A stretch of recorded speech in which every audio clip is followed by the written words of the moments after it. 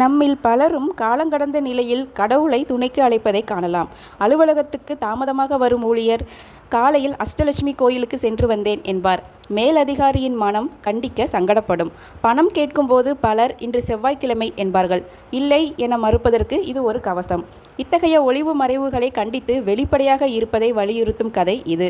Sufism என்பது வெறும் போதனா முறை மட்டுமன்று, அதுவே வாழ்க்கையாகி விடுகிறது அங்கே. சூஃபி தத்துவத்தின் அடிப்படையான நடைமுறை வளர்ச்சியும் முன்னேற்றமுமே முழுமையடைதல் என்றும் இதனை குறிப்பிடுகின்றனர்.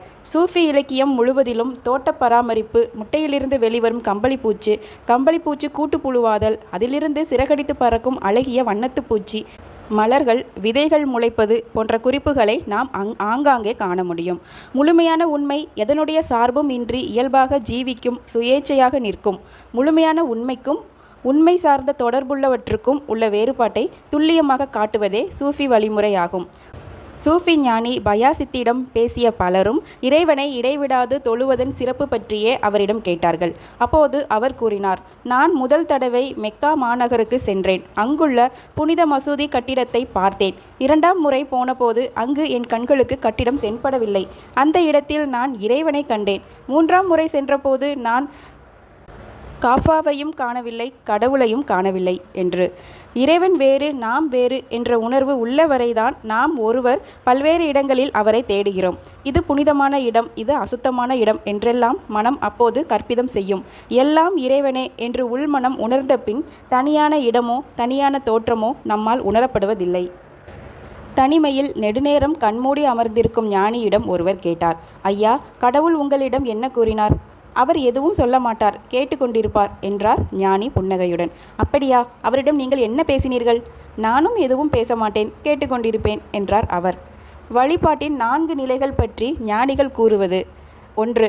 நான் என்பது பேச, நீ கேட்டல். 2. நான் என்பது கேட்க, நீ பேசல். 3. நான் நீ இருவருமே பேசாது வெறுமனே கேட்டுக்கொண்டிருத்தல். 4. இருவருமே பேசுவதும் இல்லை, கேட்பதும் இல்லை. அங்கே அப்போது நிலவுவது பூரண மௌனம் மட்டுமே. சாதாரண வழிபாடுகள் பெரும்பாலும் முறையிடுவது, குறை கூறுவது அல்லது ஏதேனும் ஒன்றை யாசிப்பது போன்றவையாக மட்டுமே இருக்கும். அப்படிப்பட்ட தேவையில்லாதவர்கள் வழிபாடு செய்யாதவர்களாக இருப்பார்கள். எதையும் யாசிக்காமல் அதே சமயம் வழிபாடு நிகழ்த்தப்படுவது என்பதுதான் சிறந்த வழிபாடு எனப்படும். சூஃபி ஞானிகள் அதையும் தாண்டியவர்கள் எனலாம். அங்கே வழிபாடு கூட நிகழ்வதில்லை. உள்ளும் புறமும் ஒன்றாக அவர்கள் அமர்ந்திருப்பார்கள். அந்த நிலையில் வெளியே இருக்கும் வெறுமை அவர்களுக்கு உள்ளே பரவியது எனலாம். அவர்களின் உள்ளே இருக்கும் வெறுமை வெளியே வியாபிக்கிறது என்று கூறலாம். அல்லது அவர்களுக்கு உள்ளேயும் வெளியேயும் இருப்பவை ஒன்றாக கலந்துவிட்டன என்று கூறலாம். வளர்ச்சியின் ஆரம்பகட்ட வெளிப்பாடுகள்தான் நிலைகள் என்பவை.